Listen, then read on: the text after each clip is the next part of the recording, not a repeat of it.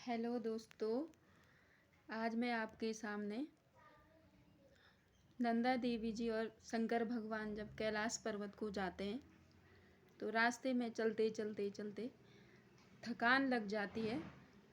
तो नंदा देवी जी और शंकर भगवान आपस में बड़ा अच्छा सुंदर गीत है। गौरा जी बोलती हैं, स्वामी जी शंकर में थकी गयो भत,